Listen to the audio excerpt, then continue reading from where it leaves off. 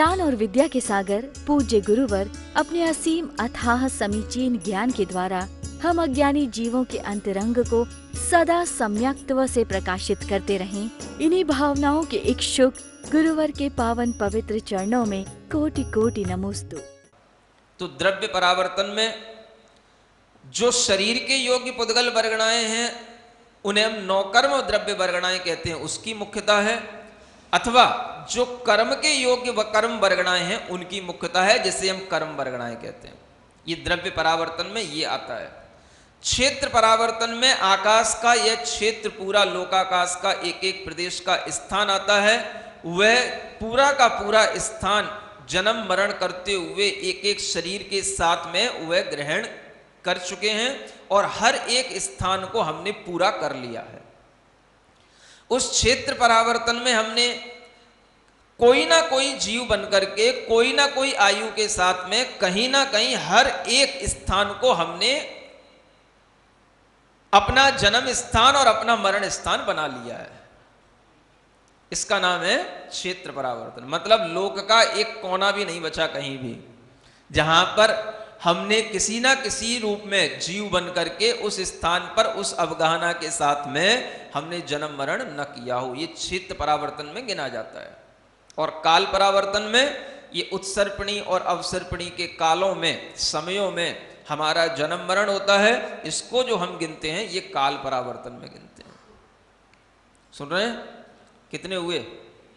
3 हो गए। चौथा कहलाता है भव परावर्तन। समझ आ रहा है?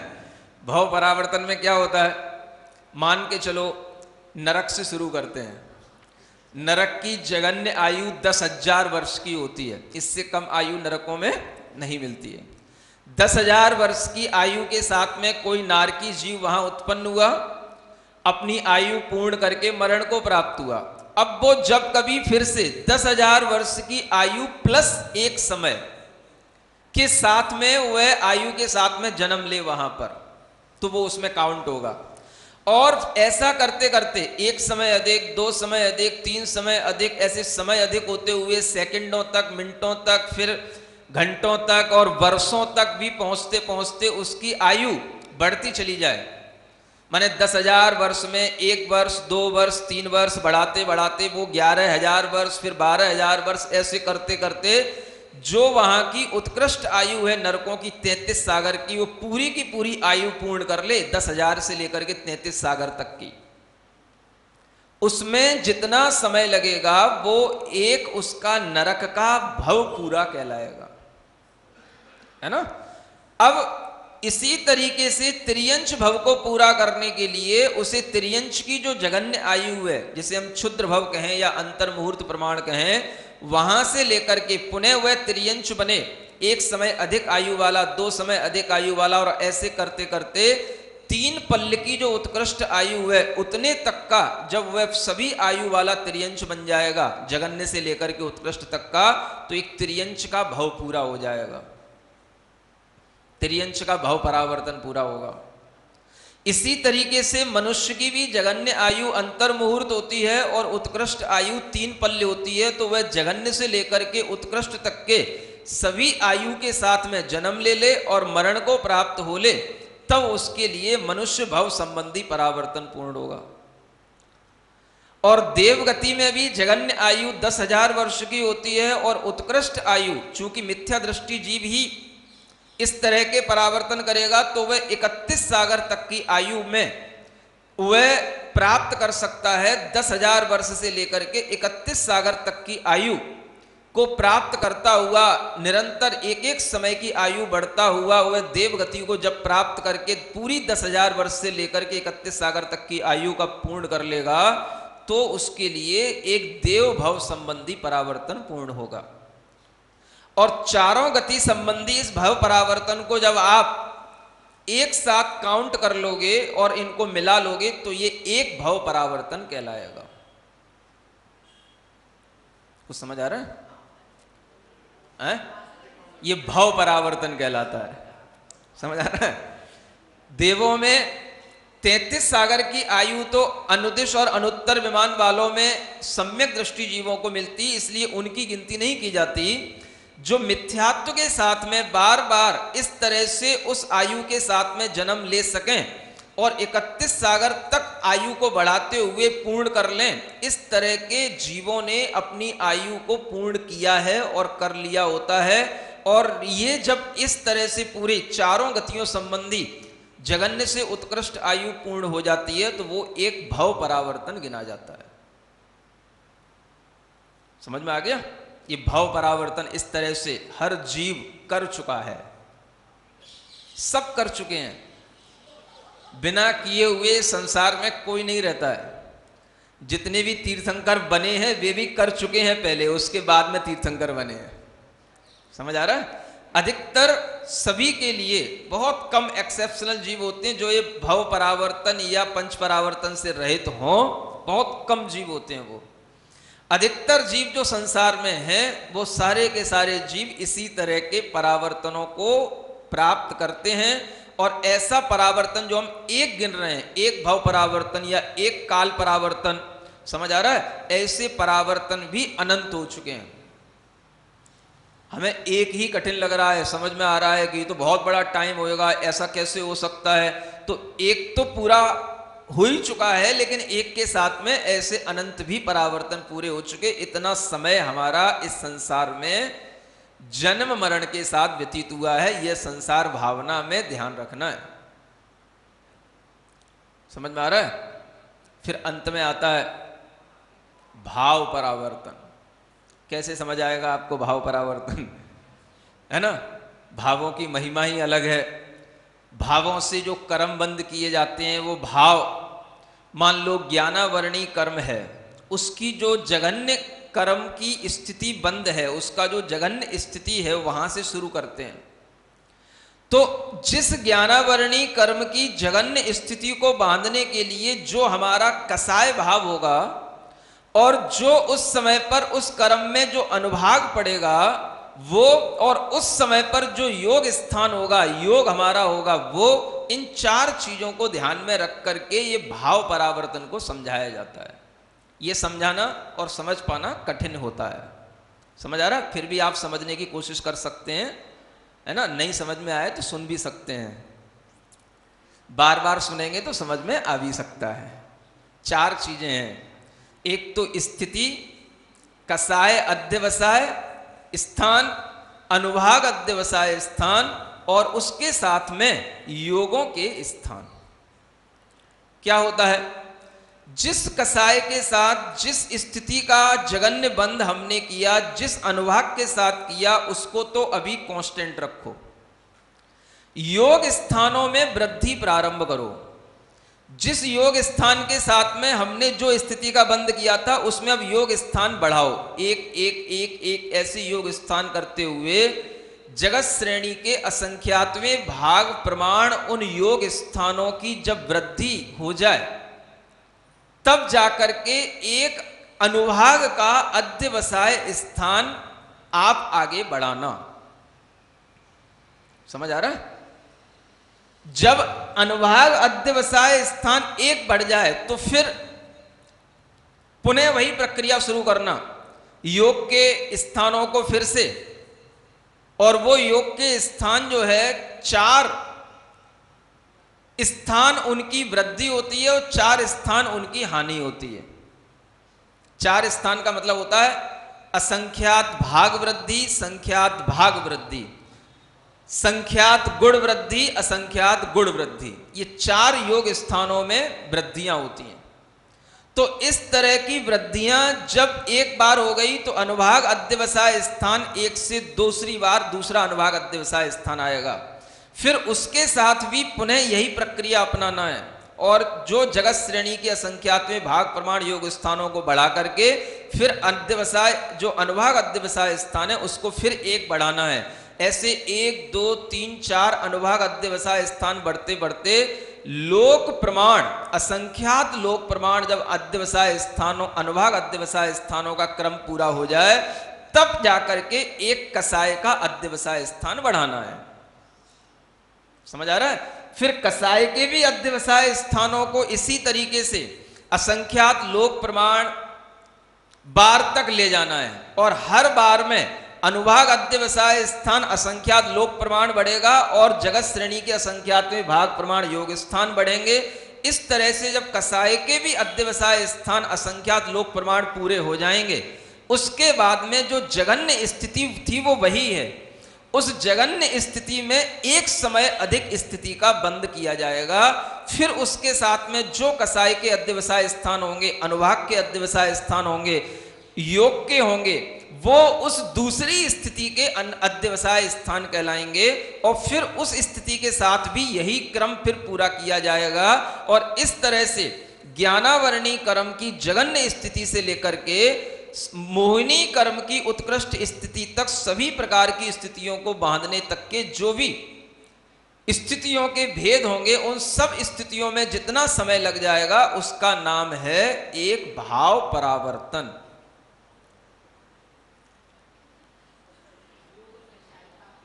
क्या समझ में आया? नहीं आया ये तो कह दो नहीं आया। कोई बात नहीं, नहीं आया तो डरने की बात नहीं है। अगर नहीं भी आया तो कोई बात नहीं, सुन तो लिया ना। हाँ, समझ आ रहा है? तो कहने का मतलब यह है कि ये जो भाव परावर्तन है, ये भाव परावर्तन तो हमें तब समझ में आएगा जब हम ये जानते हो स्थिति बंद क्या होते हैं, अनुभाग बंद क्या होते हैं, कसायों से कौन से किस तरह के स्थिति बंद पड़ते हैं, एक कसाय स्थान में कितने स्थिति बंद हो सकते हैं, कितने अनुभाग बंद हो सकते हैं।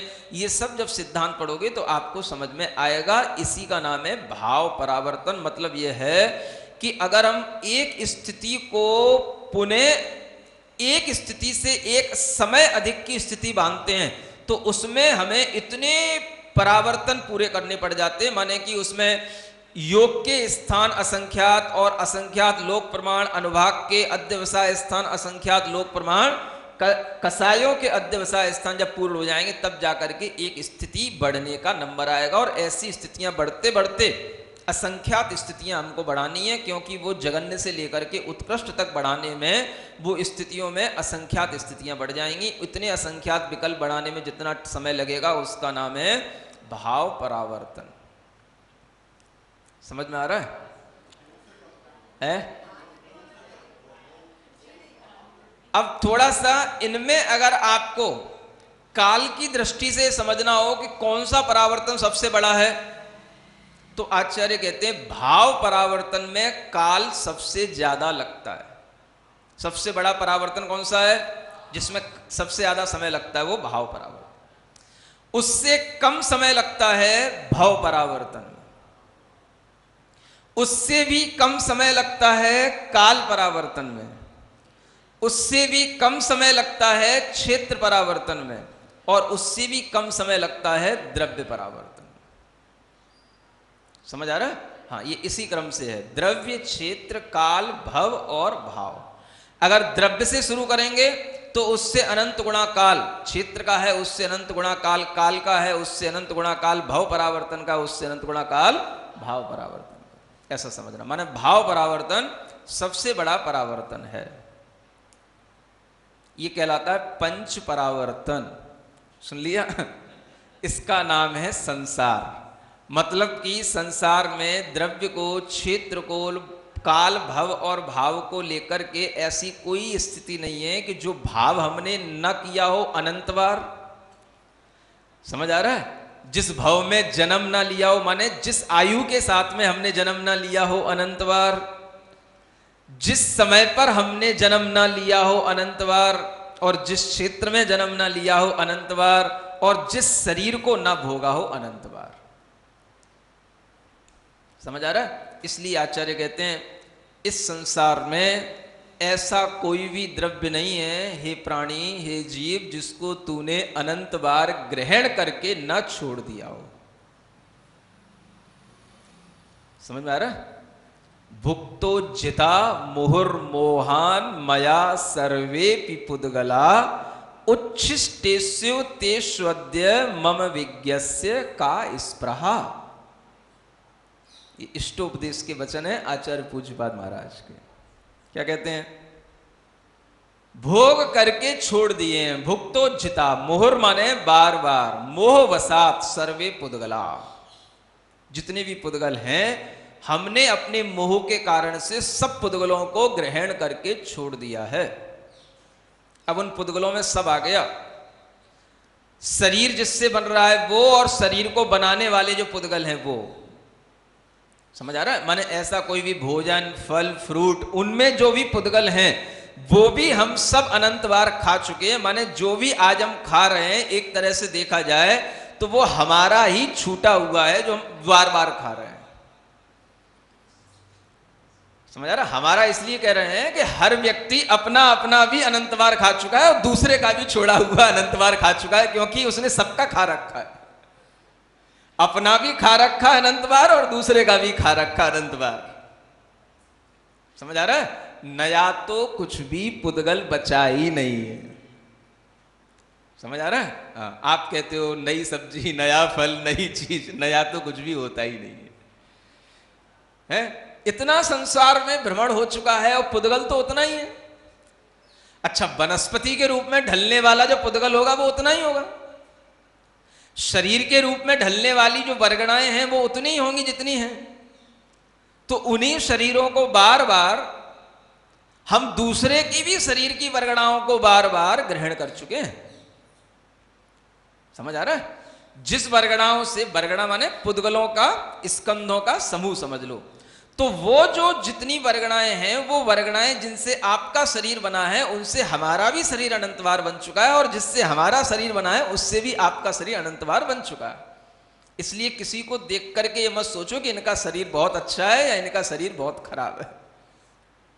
समझ आ रहा है? अच्छा भी अनंतवार भोगा जा चुका है और खराब भी अनंतवार भोगा जा चुका है। हर रंग की पुद्गल वर्गणाओं को जीव ने ग्रहण किया ही है। समझ आ रहा है? अब जिस समय पर भगवान नेमिनाथ हुए, मुनिसुब्रत नाथ हुए, नीले और काले रंग के थे, तो उस समय पर उसी रंग के ही लोग हुआ करते होंगे सब। समझ आ रहा है? तभी तो श्री कृष्ण भी उसी रंग के थे, नेमिनाथ भी उसी रंग के थे। तो उस समय ऐसे ही रंग के लोग अच्छे लगते होंगे। वो उस समय पर ऐसे ही रंग के लोग सबसे ज्यादा सुंदर होते होंगे। तो उस रंग के भी पुद्गल वर्गणाओं को सबने ग्रहण कर लिया है। समझ आ रहा है? पीले रंग की, काले रंग की, नीले रंग की, सफेद रंग की, हरे रंग की, सब रंग की पुद्गल वर्गणाओं का ग्रहण हो चुका है शरीर में। कपड़ों में तो अलग, उसमें तो तुम कैसा भी कलर कर लो। समझ आ रहा है? तो हर रंग की, हर स्पर्श की, गंध की पुद्गल वर्गणाओं का जीव ने ग्रहण किया है। इसलिए आचार्य कहते हैं हमने अनंत बार इन पुद्गल वर्गणाओं को ग्रहण करके छोड़ दिया है। अब ये सब हमारे लिए उच्छिष्ट के समान है। उच्छिष्ट जानते हो क्या होता है? जो झूठा होता है उसको उच्छिष्ट कहते हैं। माने खाने के बाद जो उगल दिया जाता है वो उच्छिष्ट कहता है, उसका नाम उच्छिष्ट। समझ आ रहा है? तो हमने इतने शरीर हैं कि सब हमारे लिए अब उच्छिष्ट ही है। अब ऐसे इस उच्छिष्ट रूप जो पुद्गल है, इसमें विज्ञस्य का स्पृहा, कौन बुद्धिमान होगा, जानकार विज्ञ व्यक्ति होगा जो इन पुद्गलों में स्पृहा करे, इच्छा करे कि ये पुद्गल अब हमें और प्राप्त हो, ये पुद्गल हमें मिल जाए। क्या समझ आ रहा है? इस तरह की एक भावना कब पैदा होगी? ये संसार को 5 परावर्तन के रूप में जब हम जानेंगे तभी पैदा होगी। समझ आ रहा? दिमाग कब ठंडा होगा? जब हम इस तरह से संसार भावना बार बार करेंगे। अब कई लोगों के लिए जो बहुत तीव्र इच्छाएं होती हैं, खाने की, पीने की, बार बार हर चीज को भोगने की, अगर वो अपने चिंतन में ये संसार भावना लाएं तो इच्छा शांत नहीं होगी। अगर ज्ञान में इस तरह की बार बार परिणति जुड़ेगी और आप इस तरह का बार बार विचार करोगे तो आपके मन में आएगा कि हम जो कुछ भी कर रहे हैं इसमें नया कुछ नहीं है, इसलिए हमें संसार की किसी भी पदार्थ की भोगने की इच्छा है, वह हमारे लिए एक अज्ञान है। हमें इस इच्छा को शांत ही रखना है। सब अनंत बार हो चुका है। ज्ञान नहीं होता है तो ऐसा लगता है सब पहली बार ही हो रहा है।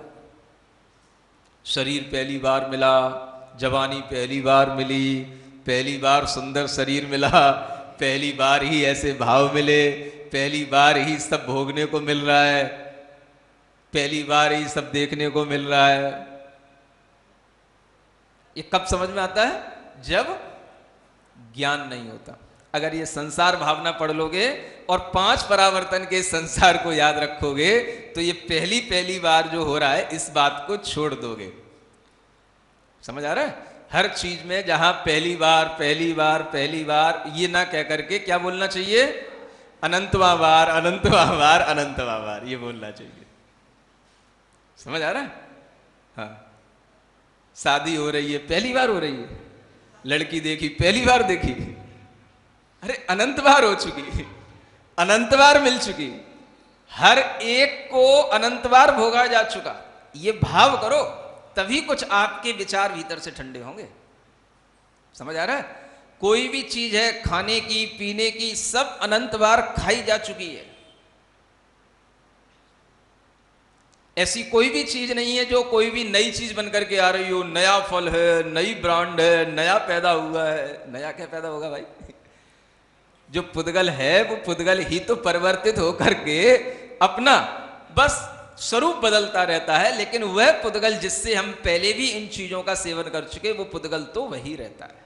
नया क्या होगा? समझ में आ रहा है? तो इस संसार में इतने तो भोगने वाले हैं, अनंत तो जीव हैं भोगने वाले। समझ आ रहा है? और पुद्गल देखा जाए तो पुद्गल जो है वो अनंत संख्या में होते हुए भी जो भोगने योग्य पुद्गल है वो तो कम ही पड़ेगा। एक एक जीव की इच्छाएं अनंत हैं और अनंत जीव हैं। वो तो ये कहो कि संसार का ये नियम है कि सब जीव एक साथ मन वाले नहीं बनते हैं। अनंत जीवों में केवल असंख्याते जीव ही मन वाले होते हैं। जब देव गति के और नरक गति के जोड़ लेंगे तो, और मनुष्य गति के देखें तो संख्यात जीव ही मन वाले होते हैं। इसलिए संसार बचा हुआ है, नहीं तो एक ही आदमी पूरा संसार निकल जाता। वो तो उसकी शक्ति नहीं पड़ती, नहीं तो पूरा निकल जाता संसार। समझ आ रहा है? तो तृष्णा का संसार भीतर इतना बढ़ा हुआ है कि हर एक आदमी ने अपनी इच्छाओं से संसार के हर पुद्गल को भोग लिया है। उसमें सब शामिल हैं। जो मुक्त हो गए वो भी भोग के ही मुक्त हुए हैं, और जो अभी सामने हैं वो भी सब उसी में शामिल हैं, और जो आगे आएंगे वो भी उसी में ही शामिल है। समझ आ रहा है? संसार का नियम सबके लिए है, कोई उससे अछूता नहीं है। तो यही आचार्य यहां कहते हैं, सर्वै सर्वेपि संबंधा संप्राप्ता देह धारवी। अब संबंधों की बात आती है। जब पुद्गली सब भोग लिए गए, शरीर सब भोग लिए गए, तो शरीरों से ही तो संबंध बनते हैं। तो सब संबंध भी हमें सब प्राप्त हो चुके हैं।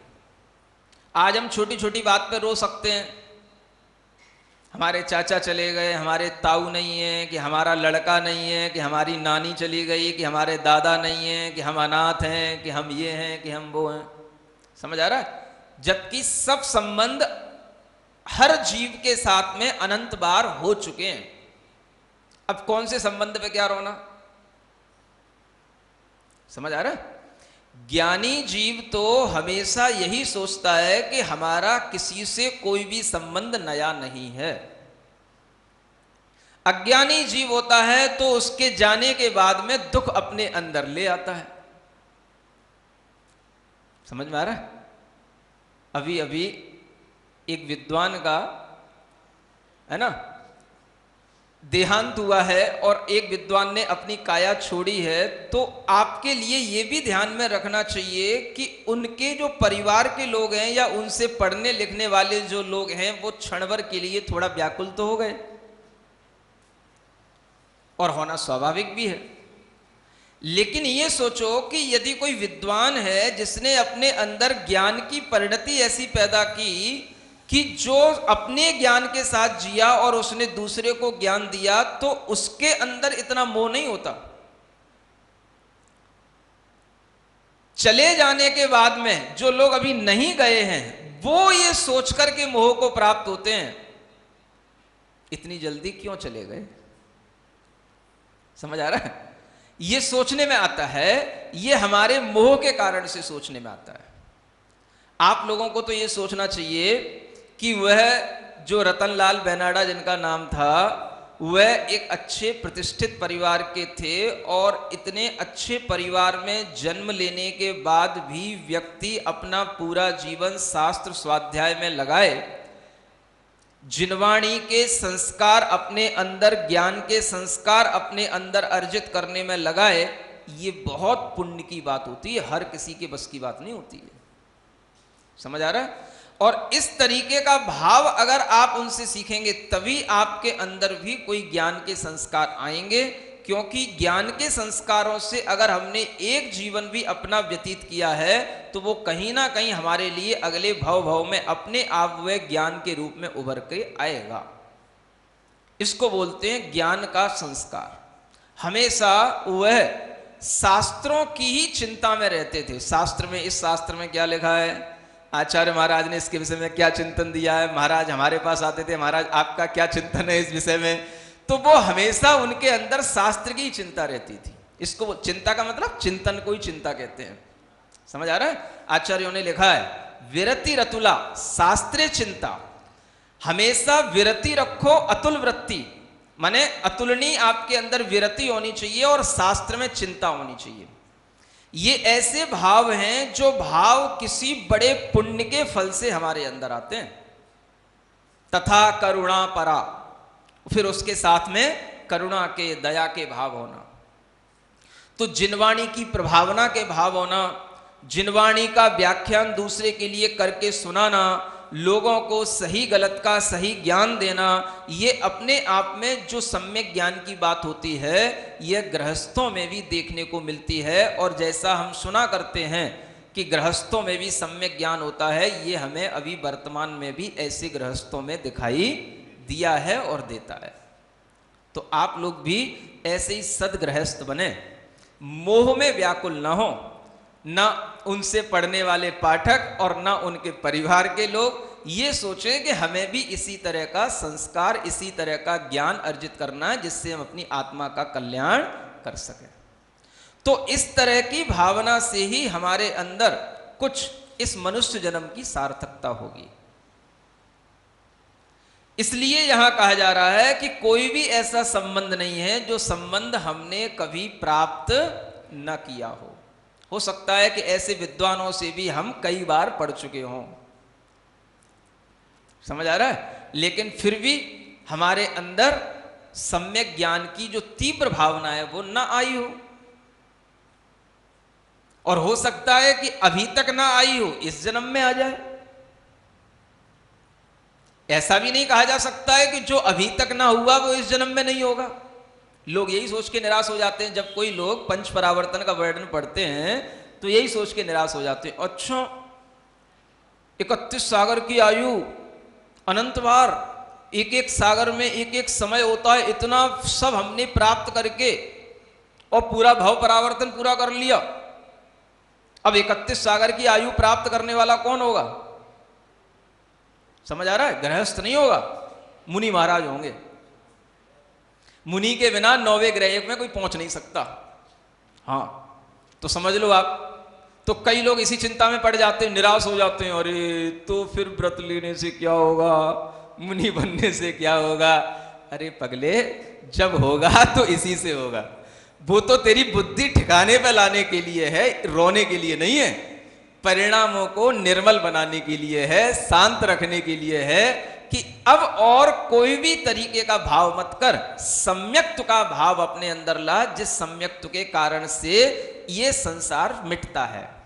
और सम्यक्त्व के नहीं होने पर ये पंच परावर्तन रूप संसार बना रहता है। इसलिए कहा जाता है कि मिथ्यात्व ही इस संसार का कारण है। तो कोई भी तरीके का चिंतन जब आपके दिमाग में आए तो रोने की और निराश होने की जरूरत नहीं है। आप तो इस बात पे भी तो रो सकते हो कि अरे ऐसा विवाह, ऐसे पुत्र, ऐसी बेटा बेटी, ये घर, ये भोजन, ये सब हमने अनंत बार भोग लिया, अब क्या भोगें। क्या समझ आ रहा है? द्रव्य परावर्तन के बारे में भी तो सोच सकते हो। दृष्टि चली जाती है वह भव परावर्तन, 31 सागर की आयु, मुनि हम अनंत बार बन चुके, वहां पे दृष्टि चली जाती है। तो मुनि नहीं बनना, चलो ठीक है मुनि नहीं बनना, ये द्रव्य परावर्तन भी तो लिखा है, ये भोगना भी तो छोड़ो, इसमें कोई कमी नहीं लाना। बच्चा अगर इंग्लैंड में है, लंदन में है, अगर वहां पर उसको पता पड़ जाए कि कोरोना हो गया या बुखार हो गया, तो यहां पे माता पिता की ब्लड प्रेशर हाई हो जाता है, कितना ही ज्ञानी हो। ये क्या भला है भाई? थोड़ा तो आप कुछ मोह में कमी लाओ, थोड़ा तो सोचो, थोड़ा तो ये देखो कि ये सब भी संबंध हमारे अनंत बार हो चुके हैं, और जिसके पुण्य से, जिसके पाप से, जिसको जितना जैसा फल मिलना वो उसकी आत्मा में है। हमारे ब्लड प्रेशर हाई करने से या हमारे चिंता में पड़ जाने से उसका स्वास्थ्य ठीक हो जाएगा क्या? हा? वो तो आप अपने लिए एक और मुसीबत पैदा कर लोगे, सो आपके साथ जो दूसरा जुड़ा होगा वो आपके साथ और मुसीबत में पड़ जाएगा। अब तीसरा जो स्वस्थ होगा वो क्या सोचेगा? एक तो बेटा परेशान था, एक घर में एक और परेशानी इसने पैदा कर दी, ये अब इसका हिसाब किताब ठीक नहीं दिख रहा। समझ आ रहा ना? तो आखिर मोह से रहित होने पर ही सब व्यवस्था सही बनेगी ना। इतना भी तो मोहित नहीं होना कि किसी की खबर सुनते ही एकदम से गिर पड़ो, मूर्छित हो जाओ, डायबिटीज बढ़ जाए, ब्लड प्रेशर बढ़ जाए, सब बढ़ जाए एक साथ। समझ आ रहा है? ये जब तक आपके अंदर ज्ञान में नहीं आएगा तब तक आप अपना जीवन भी अच्छे ढंग से नहीं चला पाओगे। तो द्रव्य को भी तो हमने अनंत बार भोगा है, ज्ञानी आत्माएं ये क्यों नहीं सोचते हैं? व्रत हमने अनंत बार ले लिए, अणुव्रत भी, महाव्रत भी, हर व्रत के साथ में अनंत बार जीत लिया। अरे भाई, व्रत के साथ अनंत बार जी लिया तो भोग के साथ भी तो अनंत बार जी लिया। व्रत से तो बच रहा है और भोगों में डूब रहा है। आखिर संसार से मुक्ति किससे कैसे होगी? व्रत में लेने से होगी कि भोगों से मुक्ति, कि भोगों में डूबने से होगी? हमें कहीं ना कहीं किसी भव में ये पुरुषार्थ तो करना ही पड़ेगा कि अब की बार हम जो व्रत, जो संयम, जो सम्यक्त का भाव लाएं वो अनंत जन्मों में ना लिया हो, वो हम इस बार लाएंगे। ये भाव हो तब तो ज्ञानी का भाव है। समझ आ रहा है? और ज्ञानी इस भाव में आ जाता है, अनंत बार गिरे वै को उपजायो। यूं नहीं कहेगा या अनंत बार लड्डू बालूशाही खाओ, अनंत बार पत्नी को भोगो, अनंत बार बेटा बेटियों को सुख पायो, यूं नहीं बोलेगा। अनंत बार गिरे वै को उपजायो, ये पागलों की बातें शुरू हो गई। समझ आ रहा है? तो ऐसे लोगों की बुद्धि खराब थी और खराब हो रही है। ग्रंथ पढ़ के और बुद्धि खराब करते हैं। समझ आ रहा है? निकल करके भोगों की कीचड़ से व्रतों में आना चाहिए, सो व्रतों में आ नहीं पाते क्योंकि उन्हें पढ़ाने वाले ऐसे मिल जाते हैं, अनंत बार ग्रीवा को उपजायो, बस एक लाइन लट ली। समझ आ रहा है? आखिर आपको कहीं ना कहीं, कभी ना कभी, किसी ना किसी जन्म में करना तो यही पड़ेगा ना। जो तीर्थंकरों ने किया, जो महापुरुषों ने किया, करना तो यही पड़ेगा ना। ये सब तो सिद्धांत हमेशा रहा है, रहेगा। तो इस तरह के सिद्धांतों से अपने अंदर असंयम का भाव लाना, अपने अंदर संयम से दूर होने का भाव रखना, ये भी बहुत बड़ा अज्ञान है। और ये आज अज्ञान बहुत ज्यादा फैल रहा है। जो लोग अध्यात्म ग्रंथों के स्वाध्याय में लगे हैं वो सबसे ज्यादा इसी तरीके का अज्ञान फैला करके मुनियों से विरक्ति भी पैदा कर रहे हैं जीवों में, और कभी मुनि महाराज नहीं बनने का भी संकल्प लेकर के बैठे हैं और मुक्त होने की बात कर रहे हैं। सिद्ध सदृशो हम, बस सिद्ध बनना है, लेकिन मुनि महाराज नहीं बनना है, और ना जो बने हैं उनको देखना है, लेकिन सिद्ध बनना है, ये कसम खाई है इनने। समझ आ रहा है? तो ऐसे ज्ञानियों से आप जैसे कोरोना से परहेज करते हो ना, ऐसे ही इन लोगों से परहेज करो, नहीं तो ये बहुत बड़ा अज्ञान है। इसी तरीके से आचार्य कहते हैं, देवलोके नृलोके च तिरश्ची नरके पीछ न स योनिर न तत् रूपम न तत् देशो न तत्कुलम। मतलब जो अपने बता चुके पहले, देवलोक में, मनुष्य लोक में, त्रियंश लोक में, नरक में न तो ऐसी कोई योनि बची, न कोई स्थान बचा, न कोई कुल बचा, न कोई रूप बचा, न कोई दुख बचा और न कोई सुख बचा जिसको इस संसारी प्राणी ने ग्रहण कर ना लिया हो और छोड़ ना दिया हो। समझ आ रहा? ये सब दुख सुख भी जो पति पत्नी, भाई बहन, बेटा बेटियों के सब दुख सुख भी, ये जो दुख सुख आखिर है क्या, हमारे भाव ही तो हैं, दूसरे से जुड़े हुए भाव। तो ऐसे भाव भी हम अनंत बार अनंत जीवों के साथ में कर चुके हैं और छोड़ चुके हैं। नया कुछ भी नहीं है संसार में। इसलिए यहां फिर कहा जाता है कि इस संसार में ऐसा कौन सा जीव है जिसके लिए इस संसार में कोई शत्रु ना हुआ हो और वही जीव उसका मित्र ना बना हो। ज्ञान और विद्या के सागर पूज्य गुरुवर अपने असीम अथाह समीचीन ज्ञान के द्वारा हम अज्ञानी जीवों के अंतरंग को सदा सम्यक्त्व से प्रकाशित करते रहें। इन्हीं भावनाओं के इच्छुक गुरुवर के पावन पवित्र चरणों में कोटि कोटि नमोस्तु।